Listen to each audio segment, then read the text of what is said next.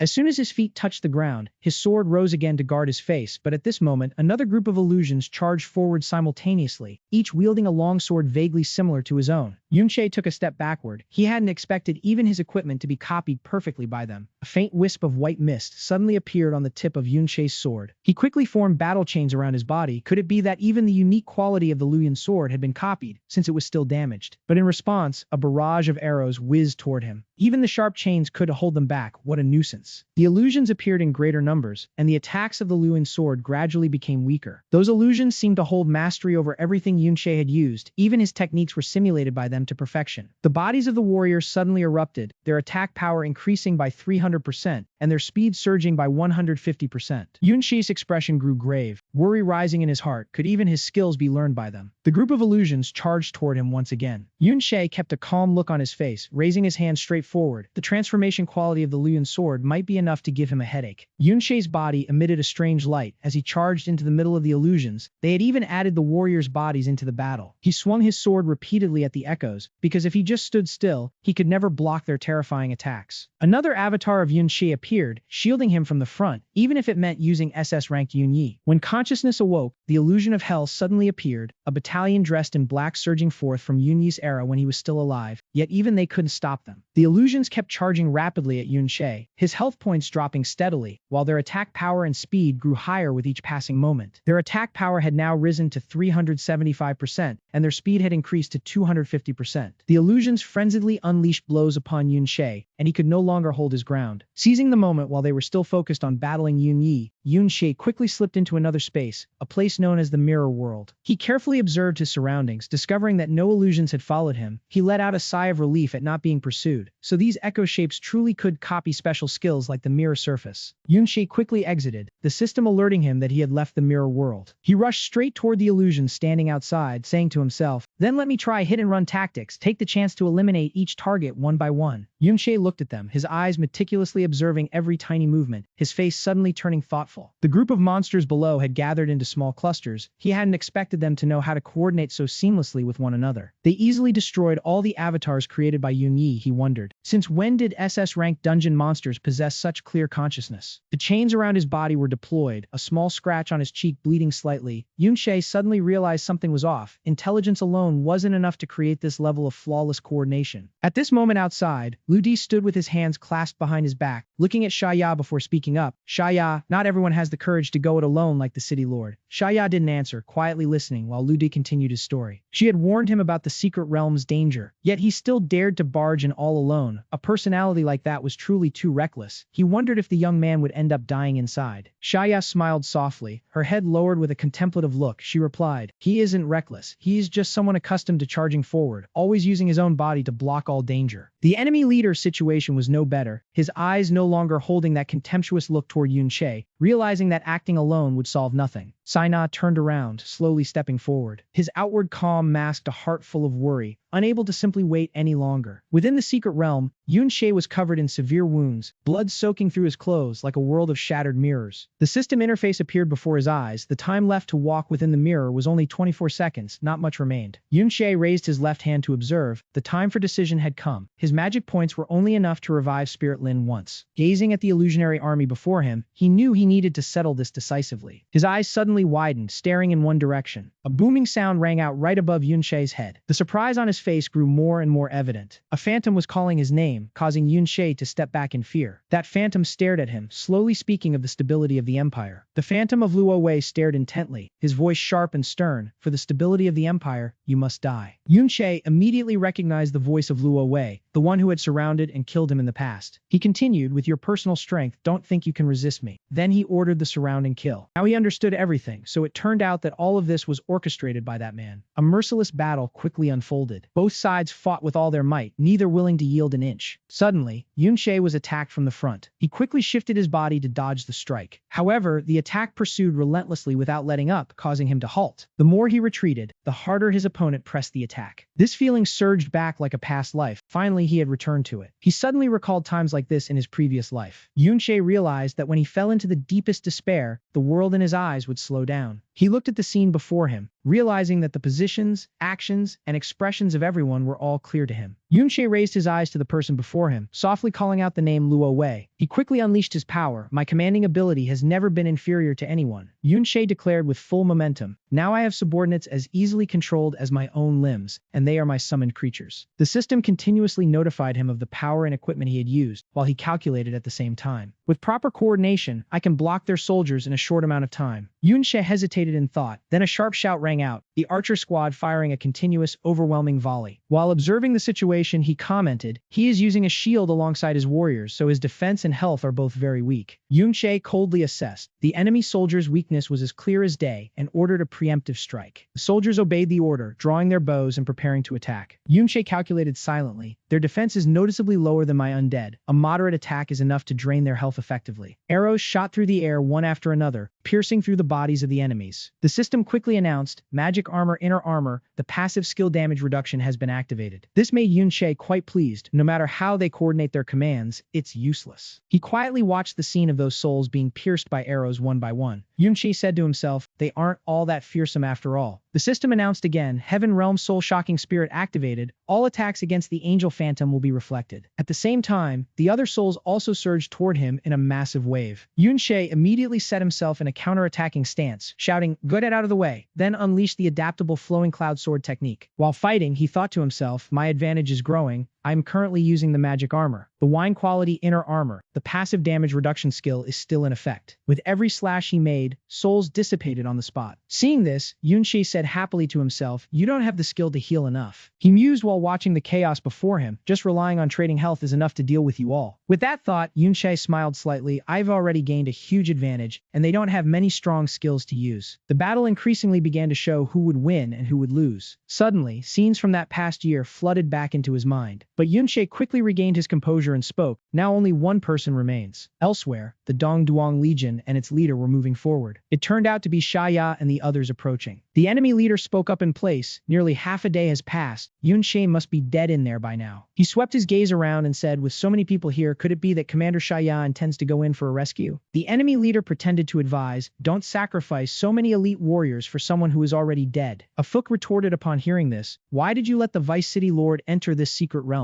By doing so, you intentionally plotted to harm him. He continued, back then, many lords wanted to share the city lord's burden when entering this secret realm. Afuk hesitated before adding that everyone had perished within. He spoke sadly, saying that those who followed the city lord inside only distracted him, forcing him to worry about their care, which in turn caused him to get injured. As he spoke, Afuk's voice grew quieter, and in the end, they could only bring back a single echo stone. The enemy leader on the other side listened while advancing forward. He leaned close to Afuk's face and softly uttered a remark, was the deputy city lord so easy to deal with? Think about the final task we must accomplish, and the enemy we must face. That remark left him at a loss for words to argue back. Though he said that outwardly, the enemy leader inwardly mused that he truly did admire the young man's courage. Then he added, but as a decision maker, he was still unqualified, having bravery without strategy. His reckless decisions would ultimately lead to his own death, and such a person would only drag everyone down into the abyss. Just then, a loud noise came from behind. Hearing this, the enemy leader stopped his humming and turned back. Yunche walked out and frankly asked, so many people came to welcome me? Shaya, upon seeing him, happily blurted out, Yunche. As for him, he could no longer hold back and showed a bewildered expression. Even so, the enemy leader asked in confusion, you truly survived and came back out. Everyone continuously crowded around Yunche, cheering and praising him, Deputy City Lord. You are truly formidable. Among the remnants of the city over the years, aside from the City Lord himself, you are the only one who could survive and come out of there on your own. Though Shaya did not approach, she still secretly felt proud, truly worthy of him. Yunche smiled and casually asked, where should this be handed over? The enemy leader immediately stopped in his tracks upon seeing the item in his hand. Everyone exclaimed in unison. He even brought back an echo stone. That is absolutely incredible. Hearing this, he was so furious that he ground his teeth together tightly. The enemy leader found it hard to believe, muttering inwardly, he was not someone with bravery but no strategy. He actually managed to get out. Only now did Yunche turn his attention to the enemy leader who was silently lowering his head. However, he stubbornly spoke up, but you have not truly accomplished it yet. My requirement was to bring back a full supply of echo stones. Just one is not enough. The enemy leader, his face full of aggression, spoke up, at least 4 stones. Hearing this, Afuk immediately objected, what the hell are you joking about? Do you have no brain when you speak? Even the city lord could only bring back 5 or 6 stones each time. 4 stones, even selling you would not be enough. That amount is already enough to protect the city's remnants for half a month. After speaking, he turned to advise Yunche, Deputy City Lord, no need to pay attention to him. This fellow has been crazy since he was young. For you to survive and return is already worthy of being called a hero. He showed no signs of flinching and calmly reminded them, could everyone please step back a bit? Afuk was stunned, not understanding Yunche's intention. Everyone fell into silence, yet each person voluntarily stepped back. From within Yunche's palm, many more stones suddenly appeared. Seeing this, everyone wore expressions of utter astonishment, unable to hide their surprise. Dozens of stones appeared one after another without pause. From surprised expressions, those soldiers shifted to bewilderment and admiration. Gradually, the dazzling yellow stones piled up into small mountains. Seeing this, the enemy leader was extremely bewildered. How could this be? Everyone immediately came back to their senses and asked themselves, there are really this many. More and more people moved toward the stones. Oh my god. Yunche calmly looked at the sound stones people cherished, but they were completely useless to him. He thought to himself that the high-grade sound crystal dropped after defeating that hidden boss was the real prize. With those points, Yunche told himself he could definitely exchange for a mythical-grade armor gene. Right after, he thought again that this harvest was far from all he had gained. Yunche's gaze shifted to the enemy who was hanging his head low. Seeing that, Shaya asked if he still had something else to say. That man remained silent, but his teeth unconsciously clenched tightly. Then the enemy suddenly strode quickly toward Yunche. Yunche stood still, his calm gaze tracking every move of the opponent. Unexpectedly, the enemy bowed his head respectfully and admitted that his previous words and actions were wrong. He paused for a moment, then continued, saying that what he had accomplished to this extent was truly admirable. Afu smiled and nodded, saying that was wise, and if he dared to pull any tricks again, he would show no mercy. Shaya, standing nearby, also spoke up, asking if she could now take him to her father's treasure vault. He immediately replied that if anyone dared to stand in the way, he would be the first to stop him. With that, the enemy inserted the key into the lock. The heavy door swung open, and Shaya and Yunche stepped inside together. She walked straight to a carefully sealed area, introducing it as her father's treasure vault. Next, Shaya pointed to another similarly sealed spot, saying it was the second area. She lifted the large cloth covering an item, introducing it as something her father had brought back from the primordial secret realm. Shaya looked up and recounted that her father had once said he had taken it from Luo Wei. Hearing this, Yunche silently affirmed that Luo Wei had indeed entered that primordial secret realm as well. However, his system had no information about it. The control panel only displayed a question mark, which made him quite puzzled. Shaya did not answer immediately but remained silent for a long time. After a moment, she slowly spoke, saying this was Luo Wei's only weakness. Shaya shared sincerely that she had also studied it, but completely failed to understand anything. She continued, saying her father did not want to explain it in detail to her, and perhaps only if he asked would he be willing to answer. Hearing that, Yunche softly called out the two words, master. Memories that seemed to have been dormant suddenly flooded back, and the image of Xiaowan seriously speaking to him that year appeared vividly before his eyes. He was extremely curious, wondering what had really happened back then and how many secrets his master had hidden. Suddenly, a loud explosion rang out, shaking the entire space. Shaya was startled, her lips trembling as she asked what was going on. At that exact moment, a panicked person ran over, calling for the chief officer. Li reported in a panic that the old city lord had returned, but was severely injured and beyond saving. She choked up, adding that he seemed to be on the verge of death, news that left Yunche utterly shocked. On the other side, Cao Xuan lay under a rock, blood spattered all around him. Though exhausted, he struggled to summon someone to relay a message to Yunche, saying there was something important he needed to know. Over here, Yunche's mind was filled with only two words, master. He sprinted swiftly across the rooftops, charging straight toward where he needed to go. However, a barrier appeared before Yunche, and he quickly ran over, discovering it was located further ahead. As Yunche landed, a squad of soldiers had already formed up, shouting at him to halt. An old man standing on a rocky slope pointed at Yunche, loudly accusing him of being Luo Wei's spy who had harmed the city lord. The soldiers immediately obeyed, drawing their swords and charging forward, yelling to seize him, which made Yunche silently wonder if he had truly hurt his master. Their swords came at him, and he easily dodged them, his heart full of doubt as to whether this was a misunderstanding or a deliberate obstruction. Yunche swept past them in one go, thinking that his master was in critical condition, and this was not the time to worry about such matters. In the midst of the skirmish, a figure suddenly appeared from the rooftop, loudly ordering everyone to stop. It was Shaya, and she tried to convince everyone that they had suspected the wrong person. Grau, standing below, sneered contemptuously, saying Shaya was too naive, for she did not know why the city lord was dying. He condemned that it was precisely because the location of the secret teleportation formation was leaked that the city lord was ambushed during his retreat. The news of the formation's leak left Shaya shocked, and Brown added that he had gone out before without issue, so why was it leaked exactly when he arrived? Yunche fought while pondering the ambush. Recalling the time in the treasure vault, Shaya had lifted the cloth covering the item, saying her father had left behind many good things. It might be related to the use of items from the primordial secret realm, but behind the cloth were only cracked, useless stone slabs. Shaya's face showed extreme worry when she saw only the remaining stone pedestals. She carefully examined the various items and discovered that skill books, equipment, and many other things had completely vanished. Her face turned pale, for only high-ranking personnel knew of this place. Yunche, while parrying a sword, reasoned that there must surely be a spy among the high-ranking ranks. As they retreated, Shaya also jumped down beside him and ordered the soldiers to stop, which further confirmed Yunche's belief that this was the spy's scheme. She looked up at Brown, challenging that he had no actual evidence at all. Shaya loudly asked his close counselors how could they allow him to act so recklessly. Yet, all of them remained silent, not a single one voicing any objection. Brown flashed a cunning smile, saying I had no evidence. He calmly recounted that the teleportation array had been secretly arranged by the city lord, so no outsider could have known about it, which meant only someone from within could have leaked the information. Brown pointed to a wounded soldier being treated by the medic, and although the explosion upon the city lord's return had wiped away all traces, he had fortunately managed to save one of the guards. The soldier stepped closer to Brown and also pointed at Yun-Che, claiming that he was the one who had suspiciously appeared in that area earlier. He asserted with unwavering confidence it was definitely him. That Yun-Che had spied on the teleportation array on his own accord. Hearing such a blatant false accusation, his face twisted in annoyance. Xia stepped forward to argue back. That was impossible. He had only just entered the city, and he had been accompanied by others the entire journey. You are slandering him. Brown remained unshaken. He immediately turned the accusation back on Xia, saying that if he was accompanied the whole way, was she not constantly by his side? Brown pretended to be understanding, saying he knew she was kind-hearted, but she could not blindly trust someone like that. Being spoken to like that, and defending an outsider in the middle of a confrontation, her face darkened with worry. Brown did not stop there. He continued, saying that Yun Yin was the same, having grown up beside Luo Wei and been educated with what kind of ideology did she think Yun Yin would side with them? Xia raised an eyebrow, her eyes flashing with a cold glint. He continued, accusing her of betting her own safety, and even the fate of the city lord's household, on a descendant of an old friend. Everyone seemed to listen to his words, which ultimately led to this situation. He said slowly, her father was too straightforward, which was not really suitable for a leadership position. Brown's tone turned threatening, but it was not too late. Let him take over the management of the city to salvage this situation. Yun-Che immediately saw through his intentions, so that was it. There were always those who seize power during times of chaos. Brown pointed at Yun-Che and gave the order, obey my command. All ranged soldiers surround him, try to take him down without casualties. Xena shouted again, no one is to make a move. However, the mages still raised their staves in unison and began to gather their magical power. Yun-Che checked his skills. The cooldown for Mirror Walk was not yet complete. The system notified him that he had successfully copied the Shadow Step skill of the undead Yun-Yi. He decided to use Yun-Yi's Shadow Step first, and as soon as he thought of it, the group of mages fired their magical power at him, creating a massive explosion. But Yun-Che used Shadow Step in time, blinking behind Brown. Brown turned around in shock, wondering to himself what kind of teleportation skill that was. Yun-Che swung his sword down, and Brown luckily summoned a defensive barrier to block it. The magical shield trembled, and he immediately accused him. You used that move to spy on information, did you not? Brown ordered again. All mages activate defensive barriers. His teleportation skill cannot penetrate magical shields, and the mages immediately turned their focus toward Yun-Che. Yun-Che reached his hand behind him, beginning to gather his skill. A host of spirit warriors were summoned, charging at Brown to attack. Witnessing such incredible speed, Brown frantically called out to the council heads, asking why the council members had not made their move yet. He urgently activated the Ajax sevenfold shield skill, and Brown shouted loudly, our soldiers are precious. We cannot let him injure any of them. Yun-Che began to enhance his blade, and the system notified him that his attack power had increased by 10%. The flowing cloud sword had adapted to the Mage Slayer skill. Yun-Che charged forward, shattering Brown's defensive barrier into 100 pieces with a single stroke of his sword. Brown began to panic, shouting for the soldiers to help, telling them to stop him. The soldiers received the order and desperately rushed to save him. Yun-Che used Shadow Step again, blinking behind Brown, and he said coldly, you had better only be trying to seize power. If you dare to harm my master. As soon as he finished speaking, he threw a powerful punch at his face. Brown's head was knocked to the ground by the punch, and he continued, I will make your life worse than death. With that blow, Brown's eyes rolled back as he passed out, and Yun-Che stepped his foot on his chest. The soldiers who witnessed Brown being taken down like that all hesitated. Finally, one of them charged forward, trying to save face for Brown, saying, Council head, everyone attack together. This spy is not at SSS rank yet. Yun-Che merely charged forward and swung his leg, aiming straight for his head. A single kick sent that man flying at a terrifying speed, sending dirt and rocks flying everywhere. His face was completely distorted by that fatal kick. All of Brown's subordinates were now wary of Yun-Che's strength. The spirit warrior stood beside Yun-Che, and he spoke with great momentum. Yun-Che calmly presented his reasoning. If I were a spy, I would have just directly killed you all. There would be no need to wait, and certainly no need to waste the world tree sapling to save you. The soldiers looked at each other, finally willing to reconsider. One of them thought it through and spoke up in agreement, saying they would follow the vice city lord. Yun-Che looked toward the rock on the other side and said calmly, then everything will be dealt with after we meet with the city lord. A moment later, he had gone to see Cao Yun. Standing before him, Yun-Che called out softly, Master. Looking back to the past, when Yun-Che had been a young boy, he used to offer prayers for all places on his birthday, wishing for bountiful harvests and thriving livestock. The villagers all adored the boy, and everyone knew that today was his birthday. They said, our young lord is a year older now. This is a birthday gift for you. Yun-Che happily accepted everyone's gifts, and he did not forget to thank them, saying he had received their gifts, which were more precious than gold and silver. Yun-Che Yun-Shae smiled, cherishing them all dearly because they contained everyone's sincerity and effort. But when he arrived at Cao Yun's place, he only received a bottle of healing potion, and he pouted a little, saying, "Is that all you are giving me?" Cao Yun replied calmly, "After all, I am your master. This suits you best. You get injured every day during basic training." Yun-Shae answered back in frustration, "Is that not because you do not know your own strength?" He began to complain. What kind of basic training involves non-stop sparring with the master, getting knocked down every single day? Anyone else would have given up long ago. But Yun still calmly repeated that exact phrase. He could give up at any time. Yun-Shae turned away, muttering in dissatisfaction. Sooner or later he would come back to teach this old man a lesson. After thinking for a moment, Cao Huyan finally indulged him. Fine then, he would give him an additional gift as compensation. He said to follow him to a place tonight, which left Yun-Shae quite puzzled. That evening, he was taken by the old man to a strange place where the wind blew very strongly. He struggled to keep up with Yuan, wondering where they were going and how long they had already walked. It wasn't until the man stopped and remained silent for a moment. Cao Huyan spoke, "We are here," his face turning stern. The sight before him caught Yun-Shae completely by surprise. It was a wide expanse of grass with many old swords planted into the ground. Cao Huyan recounted, "This is the resting place of our family. After passing away, each generation sends their swords here hoping descendants might use them." He continued, "Even in death, they still wish their swords could continue to fight." Yun-Shae approached a nearby sword, intending to touch it, when Yuan suddenly looked over and said that was the sword of his senior brother. Those words surprised him. Senior brother? He had a senior brother? Cao Huyan answered somberly. He had taken on a few disciples before. He stood there in grief, but they were all dead due to his manipulation. He brought him here also to let him know. He touched a sword. It was different from him because he did not want him to die easily as well. Now he could choose any sword he liked, consider it a birthday gift. At this moment, Yun-Shae felt something stir in his heart. It was only after spending a long time with his master that he understood. He hesitated. The sword held the hopes of his predecessors. Could he truly? The master had stopped taking disciples by then, but Cao Huyan smiled lightly, saying he accepted him because he was too stubborn to admit defeat. He also said in a knowing tone, besides training with him, he had always been training on his own. Had he not, the boy hit the mark, fell silent. Yun-Shae finally chose a sword for himself. He felt only someone like that could escape death. A while later, the two returned. Yun-Shae looked away, handing a sword to Cao Huyan. Last time he gave him a gift, he would give him one in return. He took it. On the blade were engraved words, "His victory originated from him." This peculiar inscription caused him some initial surprise. Then he burst into loud laughter, making Yun-Shae embarrassed, wanting to take the gift back. The writing was a bit ugly, not a good item. If he did not want it, he could return it. He raised the sword high, not letting him take it back. "I want it, of course I want it." Yun-Shae's face turned red as he shouted, "What is there to laugh at?" Shaya then stepped forward to explain, "No, father is happy." She was also happy to see her father laugh. It had been a long time since she saw him so joyful. Cao Huyan put it away, not forgetting to thank him. "Thank you very much. I will use it well." Yun-Shae, after being laughed at, still sulked and looked away. Cao Huyan, as usual, walked over to a distant tree and sat down. "All right, we are on a mission now. It is getting late. You kids go into the inner circle and sleep." Yun-Shae and Shaya returned together to the camp, where the others were discussing battle plans. Before going back into the tent, he took one last look at Yuan. Yun-Shae looked at Shaya and asked, "Does Master always sleep in the outermost circle?" She understood well, so she explained that when out on missions, no matter how many people were in the team, he was used to sleeping in the outermost circle. That way he could protect everyone to the maximum. Cao Huyan at this moment rested his sword beside him, still maintaining a vigilant air. Yun-Shae kept staring at him. He knew his master actually did not like crowded places. Cao Huyan finally closed his eyes. He did not like leading a team, did not like shouldering responsibility, because he was too responsible. Every person he protected became a burden in his heart, causing him to worry and fret. Back to the present, he called out once, "Master." Master treats everyone very kindly. Cao Huyan looked up. "Yun-Shae, you are here." The more he thought, the more he gritted his teeth in anger. How could someone have the heart to betray his master like this? Whoever it was, he had to find them. Yun-Shae sat down, wanting to heal his wounds but could not. This was a sustained injury. Why did it linger on? Why could it not be dispelled? Cao Huyan struggled to rise, reaching out his hand, calling, "Yun-Shae." He immediately used both hands to hold his hand. "Master, what is wrong with you?" Despite being so exhausted, Cao Huyan still uttered words of concern for him. "You are still alive. That is really good." Yun-Shae's eyes then widened in surprise. He suddenly floated up into the air, a strange aura appearing as if trying to break free. The remaining people were frightened. What is happening? One of them, recognizing the situation, said, "The city lord said before, once he enters this state, we must quickly move him to the ice seal core and seal him again. Perhaps we can find a way to cure him later." Immediately, they rushed over and began the sealing process, then hurry up while Yunche stood there silently. He gritted his teeth, both furious and guilty. Master, please forgive me. I must find the traitor who harmed you first. He looked up. Now that he was placed in the ice seal core, Yunche thought whoever was sealed here could not be allowed a chance to harm others. He was also extremely resolute, muttering that he absolutely could not let his master's life's work go to waste because of him. Yunche then thought of the image of Brown and his accomplices. Growing even more hateful, those traitors and remnants, I will help you wipe them out.